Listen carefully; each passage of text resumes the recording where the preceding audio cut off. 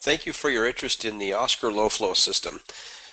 This video is going to concentrate on the basic design of the Oscar, and we're also going to introduce the OS 100 Oscar coil. We'll be working primarily out of the June 2017 design manual for the Oscar low flow system. You can find that on our website if you haven't downloaded that already. Under the Oscar low flow page, it's going to be in the specs and manual link. Or you can just scroll down to the bottom. You'll see manuals, drawings, and a number of other documents. A couple of them we'll refer to throughout this video. What we want to cover today is what an Oscar actually is. We're going to introduce the OS 100 coil. We're going to go through obviously some design review points. We're also going to look at a checklist that allows us to go through some of the installation review points as well, and then cover what a few of the training steps are for the three segments of the industry: design, installation, and operation and maintenance.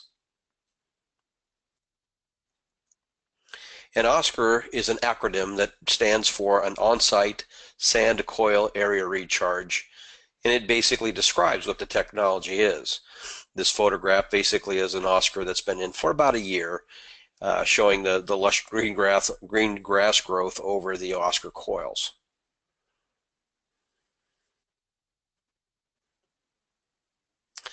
The Oscar is a proprietary technology, and it basically does two things.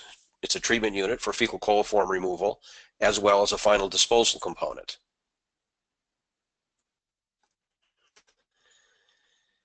The two main components or ingredients to any Oscar system are the pre-assembled drip tubing coils. They're made out of Netafim Bioline.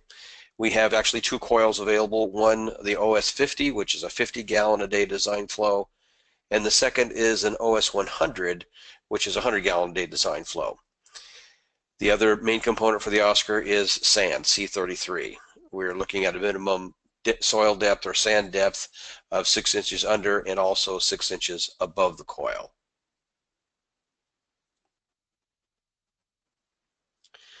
The OS 50 coil looks like this. It's manufactured in our plant and is shipped and delivered in this form.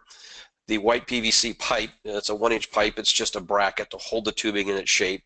Has nothing to do with the delivery of effluent to or from the coils themselves.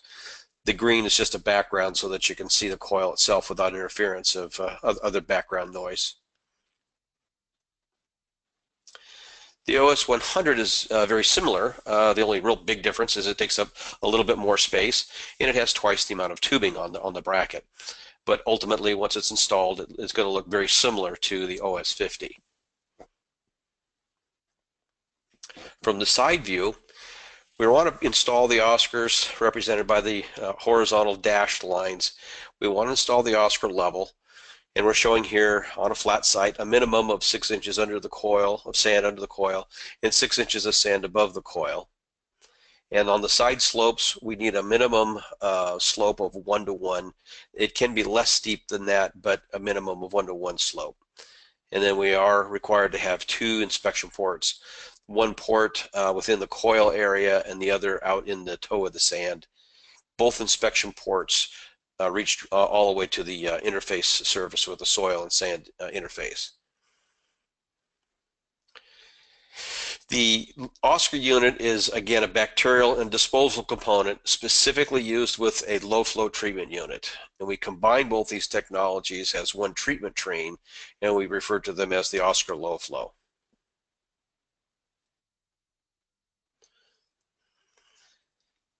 The expected treatment levels we're looking at visually here, we have two samples, one from a low flow unit and then one from an Oscar. These samples we're actually taking from the unit that we tested at the NSF testing facility.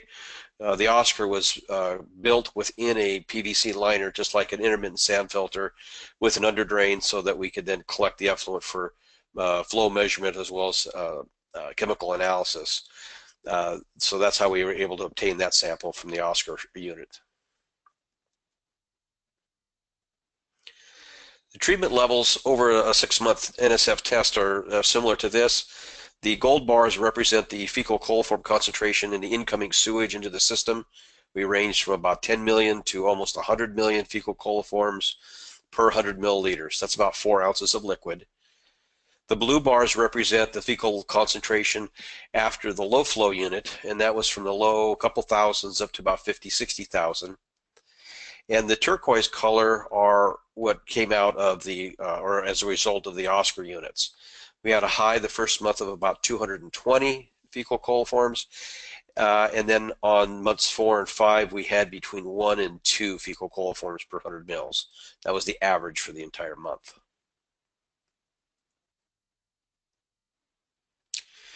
The Oscar 100 versus OS 50 coils.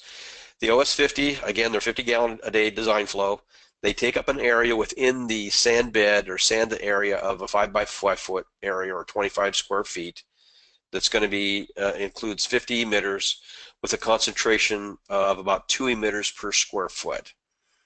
The OS 100 twice as the design flow. The area is twice as much. It's just a little over 7 feet by 7 feet area. It's actually 85 inches by 85 is the actual number. Here we have 100 emitters, and again, the emitter concentration is still only 2 emitters per square foot. Now, the application for the OS 100 versus the OS 50 has to do with soil depth. In Washington, we can use the OS 50 in areas where we have down to as little as 12 inches of soil.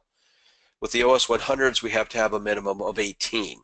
Now, the OS 50s can be used anything above 12 inches. That's not a problem. But the OS 100s have to have a minimum of 18 or more.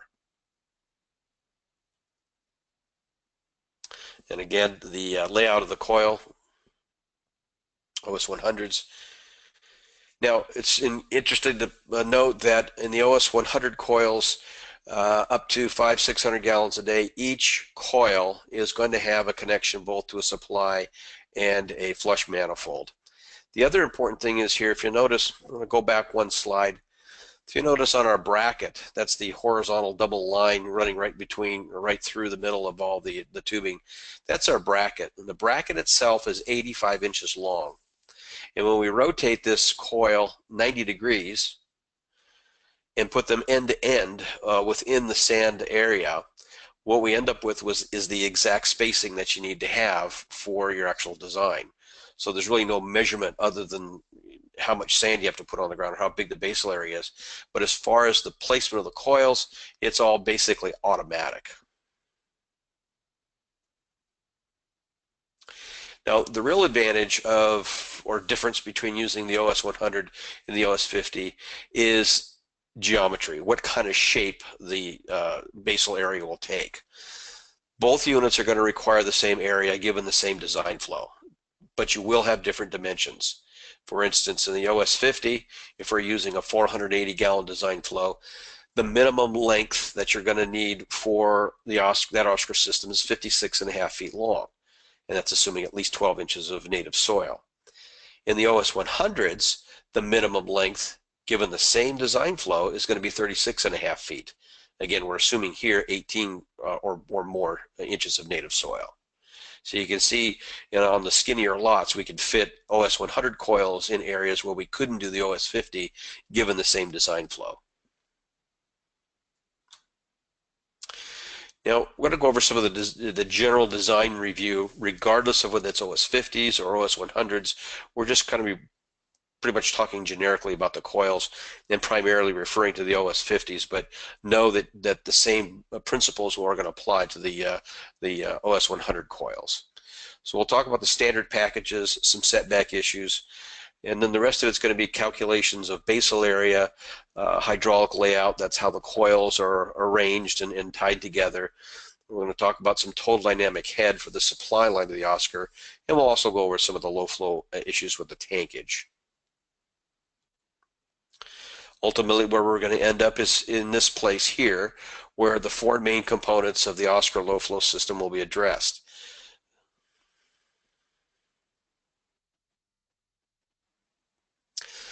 Now, we're able to put together standard packages because the actual number of coils for a specific design flow stays the same. It doesn't matter what the soil application rate is. And we'll get into that here once we start designing the basal area. But suffice it to say for now is we're able to do standard kits. So basically if you're designing anywhere from a 240 gallon a day design flow up to a 480 gallon a day design flow, we're going to be able to do that within a standard kit. And the only thing that changes in that kit is going to be the number of coils and whether you're talking OS 50 or OS 100 coils. But again, in our standard packages or kits, we're going to have all the pumps, which are 2. We're going to have a single control panel that will control all aspects of the Oscar low flow system. There are 2 headworks. There's going to be a headwork for the low flow system, which has some solenoid valves with some reverse flush capability, and the Oscar is going to have a manual headworks. We'll go over those in more details toward the end. There are 2 floats in the system, 4 total floats in the system, 2 per pump station, 1 for the low flow, 1 for the Oscar. And then the coils, again, the low flow and the Oscar have coils. They're different, but there are coils associated with each one of these technologies. And of course we have a filter basin, and there's a number of other miscellaneous parts that allow the system to go together easily in the field. In our manual, we have a number of tables. I believe there's 4 tables. The first 2 tables, table 1 and 2, have to do with a hydraulic layout. Table 2 is for the OS 100s. It's laid out identical, just some of the specific numbers are a little bit different. But what I do want to point out is, for instance, on the 480 gallon design flow, on the left column down at 480, you'll notice there are a total of 10 coils required for that system. There are a number of laterals. In this case, there's 5, but so that means there's 2 coils per lateral. And what we're referring to as a lateral is the amount of tubing or number of coils that are hooked between a supply and a flush manifold in series. And then here we also give some actual flow data and some excessive head requirements, which we will be addressing here as we go through a little bit later. Now the standard packages, for instance, if a 360 gallon a day system were specified, it wouldn't matter if it was soil type 1 or soil type 6 that the system was being installed in. It would be the identical package. The only thing that would change size-wise would be the actual basal area. In other words, how much sand or how big of a footprint will the system take up on that particular piece of property. So how we calculate the basal area, it's very simply take the design flow of the system. Here we're going to use 240 gallons a day. We divide that by the soil loading rate. And again, we're just going to use soil type 4. It's at 0.6 gallons per square foot per day, and that'll yield a 400 square foot basal area. We will have to show that design, or you should show that that calculation on your design chart someplace. And then you'll have to compare that to what's actually going to be available in your design, which once we're through with the calculations, we'll just have to show a length times width calculation, which will again come up with a basal area that's available. And as long as the available basal area is equal to or greater than what's required by code, then the system can go forward and be approved, at least on that aspect. Now, when we're doing the basal area dimensions, the first item that we need to consider is what I refer to as the minimum shoulder length. Now, the minimum shoulder length is basically, you'll notice on this diagram where I've got it labeled minimum shoulder length, it is the length that is going to encompass the diameter of all the coils. It will also take into account the minimum spacing between each coils, and the minimum spacing is at least 6 inches. And then there's also a minimum spacing between the first and the last coil and the edge of the shoulder, which again is another 6 inches. So again, regardless of the soil type, this minimum shoulder length given any particular design flow is going to be the same for that design flow regardless of the soil type. So instead of giving you a whole bunch of numbers of what the size of the coils are, the spacings, and having to do all the calculations, I'm just saying, for instance, this particular design is a 300 gallon a day design flow. The minimum shoulder length is the minimum shoulder length. You can stretch that out and make that longer if you wish, but you can't make it any shorter. The other thing that we're going to need to look at is the side slopes of the Oscar. What you'll notice is we've got our coil being horizontal there, represented by the double dashed lines horizontally. And if we follow horizontally out to the edge of the sand where it starts to slope down, that distance between the coil and where it starts to slope downward, or our side slopes, that's our shoulder. Then the side slopes is going to be the distance of the sand as it's sloping down, which we're going to need to add into the equation. So here in table 3 for the OS50, we give you what the minimum shoulder lengths are for each of the design flows. We have in table 4, we'll have for the OS100s. Again, follow the same format, just the lengths will be different. And from here, we're going to go through some examples that are in the actual design manual, starting on page 6. So if you have that, you can follow along and make notes. But again, we're going to start, we've got to do the big calculation, the easy calculation is going to be what is the basal area square footage minimum requirement. Again, loading or the design flow divided by the loading rate gives us a minimum square footage. In this case, using soil type 4, we're in 400 gallon or 400 square feet minimum. Again, now this is actually printed or taken right out of the manual, starting on page 6. We're going to still stay with a flat site, 240 gallons a day, soil type 4. Again, start out with 400 gallons or 400 square feet. And from table 3, our minimum shoulder length is 28 feet. Now our minimum side slopes, which are at a 1-to-1 side slope, is going to be 6 inches. Again, remember, we've got a minimum of 6 inches of sand under the coils. So whatever that minimum depth of sand, our side slope is going to be that same dimension. This time it's going to be horizontal. So we're going to have a side slope on either end. So 6 inches times 2 gives us a foot. So our minimum basal length is going to be the shoulder length plus the side slope lengths, which is 28 plus 1 equals 29 feet. So now that we've got the total square footage, we have the length, we can now calculate the best basal width, which is going to be the basal area of 400 feet divided by 29 feet, which is our length, which yields us just under 14 feet.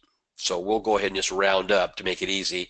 So we're going to have a basal dimension for this particular design flow in this particular soil of 29 feet long and 14 feet wide. Now, in situations where we have sloping sites, we're going to go through the exact same process, except one number is going to be different, and that's going to be our side slopes. Here, what you can notice is, again, our coil is level. We need to keep those level. And the minimum amount of sand is 6 inches on the left side or on the upslope side. But we're going to need to add more sand depth to maintain the levelness of that coil on the downslope side. In this case, it's going to end up being a total of 18 inches. How we get there is we need to figure out the additional sand that we need in addition to the 6 inches, which is the diameter of the coil times the percent slope of the site.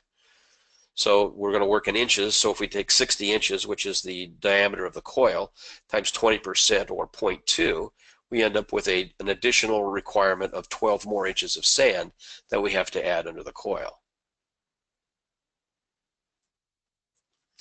When we now incorporate that into the basal area and its dimensions, again, we're still at 400 gallon or 400 square feet for our basal area. Our minimum shoulder length is still 28 feet, but now our minimum side slopes at 1-to-1 are going to be 18 inches times 2, because we're going to have a minimum of 18 inches underneath we're going to take the worst case, which is the 18 inches under the downslope side of the coil. So our overall side slope length is going to be 3 feet. So our basal area will be, our basal length now will be the shoulder length plus the side slopes of 28 plus 3, or 31 feet long. And again, to figure out what the width will be, we take our square footage divided by our length, and we end up in this case with just under 13 feet. So given the same soil conditions except a steeper slope, a maximum of 20%, we would have a basal area of 31 feet long and 13 feet wide.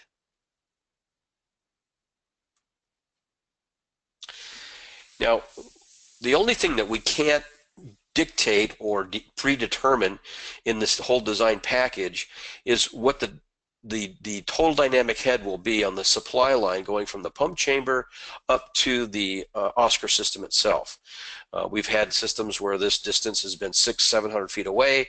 It's been 100 feet in elevation higher. So that's going to determine what that total dynamic head, and why that's important is if it's too large, it will be too big for the standard pumps that we have put in the system, and so they won't be adequate. In that case, we need to put together what we call a custom package. So in calculating or figuring out, is this a standard package or will be a custom package, it really comes down to two things. The main thing is going to be the total dynamic head. In figuring the total dynamic head, we want to use the flushing flow rate, minimum flow rate that's needed for the system. If you notice that in the column labeled flush GPM, excuse me, we have 12 gallons a minute for each of the design flows. And then we also, in the far column, say that we have an excess total dynamic head available with the pump that we use of 50 additional feet. So when we calculate our TDH for that supply line, as long as that TDH value is at 50 or less, the pump in that kit will work in that application. If it's greater than 50 feet of total dynamic head, then need to call us, and we'll have to make some arrangements or some adjustments. Here's what I mean by the excess head. And this is just a fictitious pump curve with a fictitious operating point. But let's just assume that we've got an Oscar system that operates at 5 gallons a minute, and we're going to be at roughly 80 feet of head. With this particular pump curve, it has the capability of providing an additional head at that flow rate of between 80 feet of head and about 170 feet of head. So we got about 90 feet of additional head. This is the excess head that we're referring to in our tables 3 and 4. But in our case, it's 50 feet ahead. That is the excess, but this is an example of what we're talking about. Now there is a couple of assumptions. One, the supply line for the Oscar is assumed to be a 1-inch diameter, Schedule 40 PVC. The pump in the package, again, has an excess head up to 500 gallons a day of 50 feet. But if the total dynamic head is greater than 50 feet, the system will be considered a custom design, and we must identify it on the design as such. And when you get to that point, give us a call, and we'll need to figure out what adjustments need to be made. It may be that the supply line just needs to be increased to 1.25 inches. It may be that the discharge pump needs to be larger. If it needs to be big enough where we have to jump up to a 230 volt pump, that means then the panel and everything else needs to adjust accordingly. And so when the contractor actually orders the material from the supply house, we need to make sure that they have the right equipment. And this is how we ensure that that happens. Again, custom designs are those designs where either the total dynamic head for the Oscar is higher than the excess head value, or the design flow is above 480 gallons.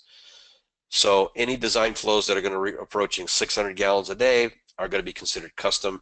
And again, give us a call or send us an email with your particulars, and we'll work through what needs to be done. So again, we can follow this through the process, and the contractors can get what they need. I'm going to assume that everybody knows how to calculate total dynamic head.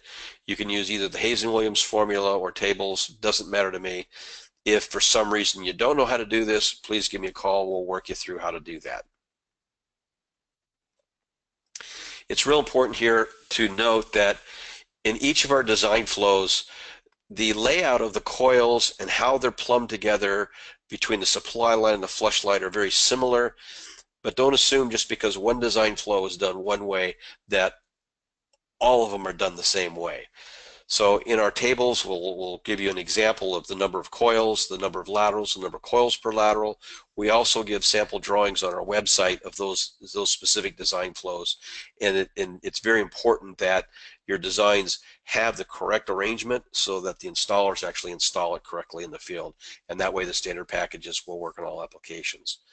When it comes to the custom design flows, we may have a wide range from one site to the other of how these coils are put together. But again, we need to make sure that that's all done at the design stage properly, so that when we come to installation, everything works out the way it's supposed to.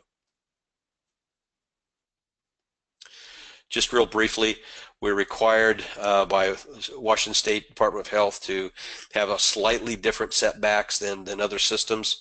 They refer to us as if we were mound systems. So this table is in our design manual, and it does need to be followed accordingly. A lot of questions come up over what sort of material can we cover the system with. The only thing that's required is ASTM C33. That's the only thing that needs to be over the top of the coils. You can cover the coils with soil, but the soil must be of very low organics, and I'm calling low organics something like 10% or less. Typically, though, what we cover the sand with is either some straw, we want to plant some grass seed, or some other kind of ground cover. Vinca minor or periwinkle are very good choices. Grass grows very rapidly in the Oscar once it starts to be put into use. We're actually subsurface irrigating really kind of a hydroponic media in the sand, and it will grow grass very, very readily. What you don't want to do is specify or have used or allow to be used any of the 3-to-1 topsoil mixes that you get from any of the topsoil companies. They're very good for growing plants. One reason is that they hold moisture. The problem is that they hold moisture. They will actually, liquid will, through capillary rise up into the sand layer, but once it gets that organic layer that may be put on top, that organic layer then will basically wick and hold that water, and it get mushy, and it looks like your system has failed when it hasn't. The solution to that problem is you take the organics off, so we prefer not to put them on there to begin with. There's a fallacy that says you have to have soil or topsoil mix or organics in sand for plants to grow, and that's not true. The sand will grow incredible amounts of vegetation on its own when the system is put in use. For the most part, we're done with the Oscar, so we will need to talk about the low flow because they are two companion products. And so from next few slides, we'll specifically be talking about the low flow system and the tankage requirements. And again, we're going to end up at this stage here. For the most part, we've been talking about the Oscar in the top right-hand corner. The next few slides, we're going to talk about requirements for the low flow filter, the 1,500-gallon 2-compartment tank, as well as the 1,000-gallon discharge tank.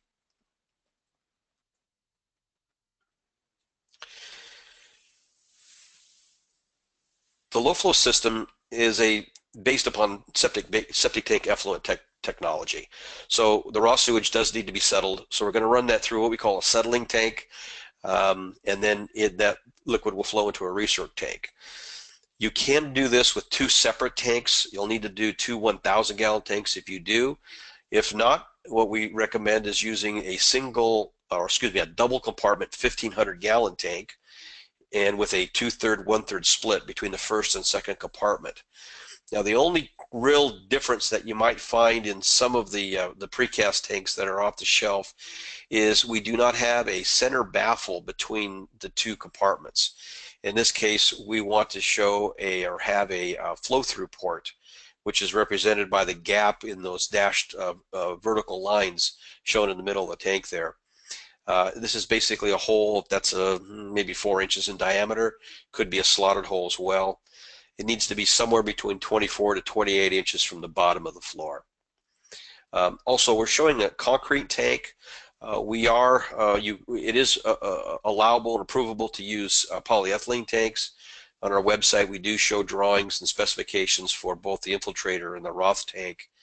The only thing you need to keep in mind of on the Roth tank, they are shorter tanks, and so this flow-through port is at a lower elevation, and that's specified already on those drawings. So I just don't recall what it is, but just take note, if you do use a Roth tank, that flow-through port will be at a slightly different elevation. It'll be lower.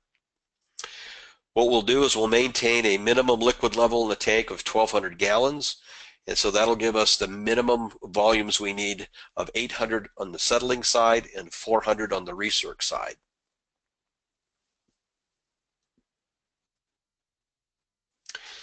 The next tank is our clarifier discharge tank.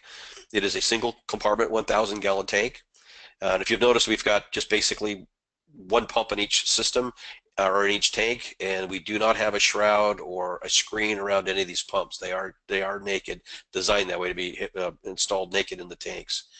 We do have 2 floats for each pump. I'm going to back up one slide. In the recirc tank, the bottom float is just a redundant off. The system continues to run on and off in perpetuity. The high-level alarm is just that, or the top float is a high-level alarm. In the clarifier tank, the 2 floats, the bottom float is a timer-enabled float. Turns just a repeat cycle timer within our control panel. And the high-level alarm float in this tank will also not only give us an audio and visual alarm, but it will also override off the recirc pump. So all of our emergency storage is considered inside the 1,500 gallon tank, not the 1,000 gallon tank. The minimum liquid level in this tank is 250 gallons, although in order to flood a half-horse turbine pump, we're going to need to have about 20 to 22 inches of liquid, and so that's going to equate to more like 400 to 420 gallons. So this single compartment 1,000 gallon tank can actually be a clarifier for a much larger design flow. The clarification zone is half the volume as the design flow for the system. So this is, again, minimum of 500 gallons a day, and it could go up from there.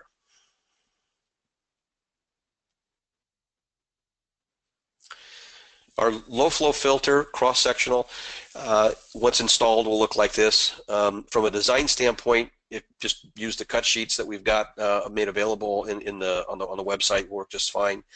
But to kind of describe a little bit about what we're doing here, the bottom of the basin, we want to have a slight dome so that all the liquid will flow off to the side. We have a 3-inch ADS pipe that's inside the bottom circumference. It holds the media inside the container and allows for the outer foot, which is the actual under drain itself, to allow water to escape the basin out the outlet port. We do bring in our supply and flush lines for the low flow coil in near the bottom of the basin, come in horizontally and then up vertically through the center, and from there we put the coils on top and our connections are made at that point. The top of the basin prior to final cover will look like this. We have our supply and flush line protruding. The top couple of joints are threaded swivel joints so that we can make some adjustments.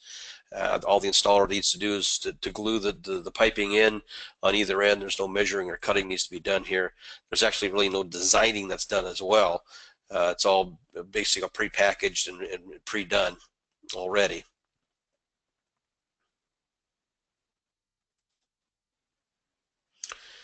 And so again, when we're done, we end up with the 4 main components.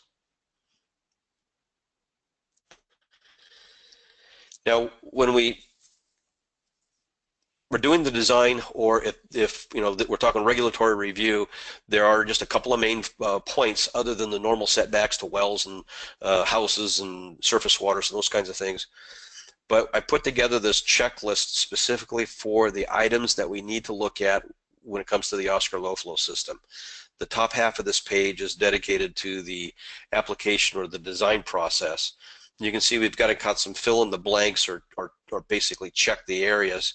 But basically we want to know, do we have the basal area that's needed for this specific design flow?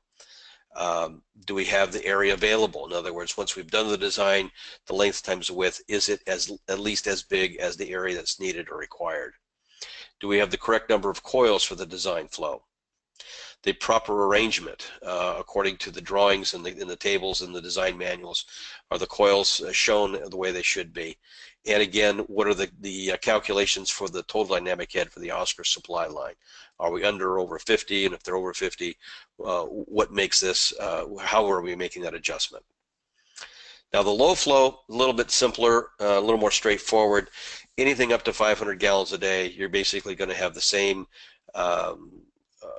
low flow basin, the low flow coil, and the recirc tank, settling tank is going to be your 1,500 gallon tank, 2-compartment.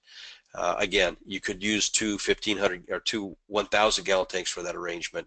That doesn't happen very often, but it can. Now, we haven't talked a lot about the 600 gallon a day design flow, but because we're going to consider that custom, but really the only thing you need to do for the tank is increase to a 1,750, a 2-compartment tank, and that will handle the tankage for the 600 gallon a day system. And again, the flow through ports somewhere between 24 to 29 inches off the floor. And the clarifier discharge tank, again, minimum 1,000 gallons, single compartment tank. So once the system is actually installed, we're going to need to record some information for the record drawing.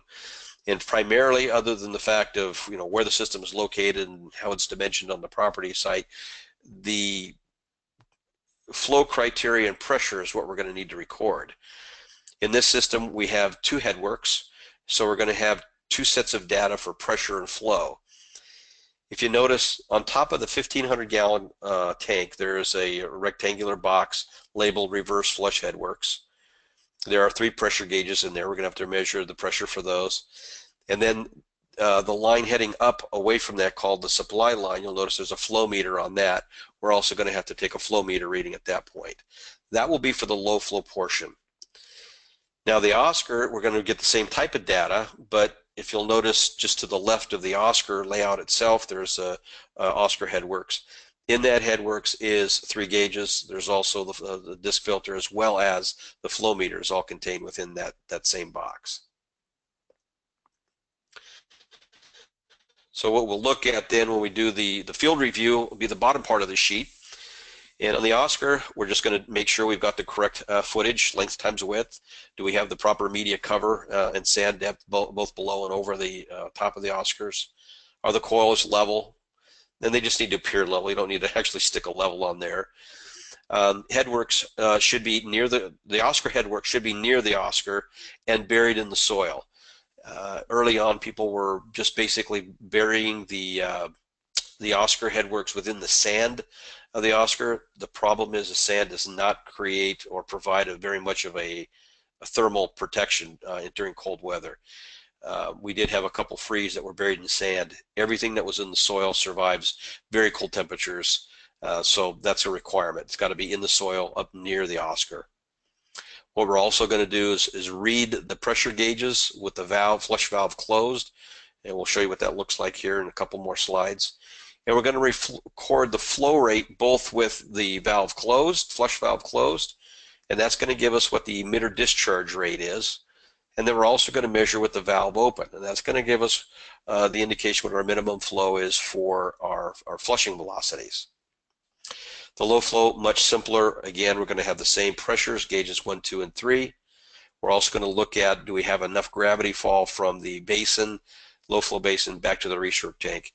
We want the bottom of the basin at least 2 inches higher than the return line going back into the recirc tank.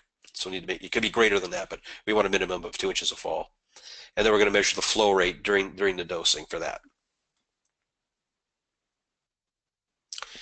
So in the reverse flush headworks in the low flow system, I'm not going to go through a lot of detail or any detail really how this operates. If you want to have real detailed information on that, refer to our training video on our website, Oscar low flow installation and startup procedures.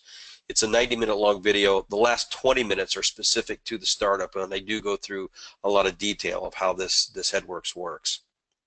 Suffice it to say, though, from just a startup standpoint or from a record drawing standpoint, we want to record the pressures on gauge 1s, gauge 2, and 3. And gauge 1 represents the pressure between the pump and the disc filter, which is that apparatus right in the middle. Gauge 2 is what the pressure is right after the filter. Gauge 3 measures the pressure after all of the tubing. This is on the flush line once we've lost all of our flow and pressure that we're going to through the emitters, so we can get a good reading on what those 3 areas are. With the standard 500 gallon a day system, gauges 1 and 2 should be identical. They may be in the low 40s, they may be up to 50, but they shouldn't be any more than 1, maybe 2 psi differential between the two. The gauges are only so accurate, so we're going to call basically 1 psi difference identical. We will see, or we should expect to see, a drop between gauges 2 and 3 of anywhere between 4, and I've seen sometimes as high as 8 psi in that pressure drop. And then we're also going to take a reading on the flow meter, and we should have about 5.5 to 6 gallons a minute flow rate going to the Oscars, to the low flow during a full minute of run. Now, the Oscar head works, it's a lot simpler, but it has everything in there that we're looking for. We have our 3 gauges and a flow meter as well as a flush valve. In this case, the Oscar coils have such a smaller amount or a fewer amount of number of emitters.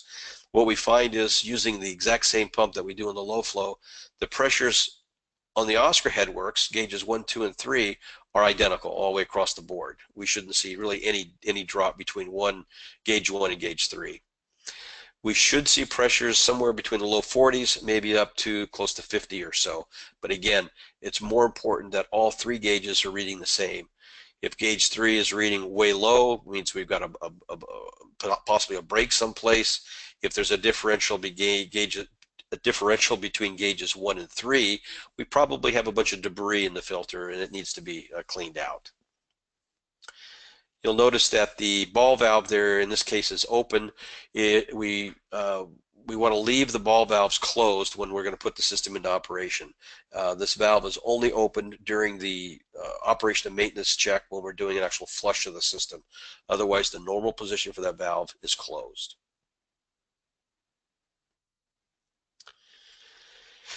The flow meters that we use are a little bit different than I think what some people are used to. If you read these like a clock, they read clockwise. If we start at the top with that odometer reading, that's basically just going to give our static reading. The dials on the bottom, going again clockwise, are going to read gallons, tenths of gallons, and hundredths of gallons. So what that looks like is these first 2 black or white numbers with black backgrounds. The first 2 in this case represents 200. The second number is 20, and you'll notice the 0 that's posted or painted on the face is going to be our single digits. And we get our single digit reading off of the first dial as we're going clockwise around. You'll see above it it's labeled X1, represented. Each digit represents 1 gallon. You can notice under the middle dial it's 0.1, so each digit in the middle dial is 1/10 of a gallon, so a full rotation of that middle dial is going to be 1 gallon. And of course on the far left dial, those are hundredths of a gallon per digit. So 1 full rotation of that dial will represent 1/10 of a gallon. So if I was going to read this dial to say, what is it reading right now, it would be 220.64 gallons. Now the advantage of having a dial or a flow meter like this is we don't have to do any math when we're measuring the flows. Instead of taking the reading now of 220.64 gallons, running it for a minute, and then taking a reading again and doing the math, is you got rounding, you can make mistakes, did you write down the right number, and so forth. Rather, what we do is we're going to turn the pump on. Once all the pressures are stabilized, then we'll just count the rotations of the middle dial in a minute. So we'll someone run a stopwatch, or if you don't have a watch, you can actually just count slowly to 60 and count the rotations, and you're going to come real close. And we're looking for close numbers. We're not looking for exact numbers. For instance, on the low flow coil, emitter discharge rate on paper is 5.5 gallons a minute. You may end up with somewhere between 5.5 to 6 gallons a minute. That's acceptable. If you're at 11 or 12 gallons a minute, or at 2 or 3 gallons a minute, we've got a problem somewhere that needs to be addressed. So again, it's very easy just to count the rotations and record that number. Now a little bit about the training process that we go to. With the designers, we do in-class training or like this webinar video that we're putting together for you. We also will do an awful lot of design review. A lot of the new designers, they get the new design. I'll get some, maybe a plot map and some information. They maybe even worked up their first draft, send it to me, and I'll critique it. And I'm happy to do that at any time. You have any questions, you can call. We work through whatever the issues are. More than happy to do that, especially if you start looking at systems greater than 600 gallons a day. Once we get up to 1,000, 1,500, this process is the same, but we use a little bit different arrangement on the headworks, and some sizes change a little bit, but it's not too difficult to figure out. Our design manual does walk you through, gives you the criteria for that, but again, we're here to help in any of those questions that you might have. Now, the process that we go through for the installers is a little bit more prescriptive. One, we do a video or class or a webinar like we're doing now. Once one is through with that, viewing the installation video, what we have them do is call us. We have a little chat. We go through the important points. Usually the installers will volunteer information that make it very obvious that the number one, they've watched the video, number two, they understand what they've seen. That's the most important thing. At that point, we place the installer's name on our approved, what we call certified professional list, alphabetically, last name first, a phone number. We put the primary county that they operate in. It's not a limitation, but just so we have a geographic identifier of where they're located, and then whether there are installers or O&M folks or both. Once they get their permit to install their first system, we actually come out and are with them on their first installation. We want to make sure that they understand all the intricacies, things go the way they're supposed to. And to be perfectly honest, this is where most of the learning happens for the installers, is in the field. Once the system's been wired up, we come back and train the installers on how to do the startup procedures, which are actually very simple, but it's helpful to have someone there to walk you through them. Once one understands how to do it, it takes about 5 to 10 minutes to do the startup, to know all the electrical was done correctly, you got the right pressures and flows, and it's ready to turn over to the homeowner for use. Now with the O&M professionals, again, we still do a training similar to the installers. Once they've gone through the classroom, again, we put them on the list just the way we do the installers. And then in the field, we will follow up with O&M procedures, Q&A, phone calls, emails, very similar to the way we do with the designers as well. This is an old screenshot of our certified professional list.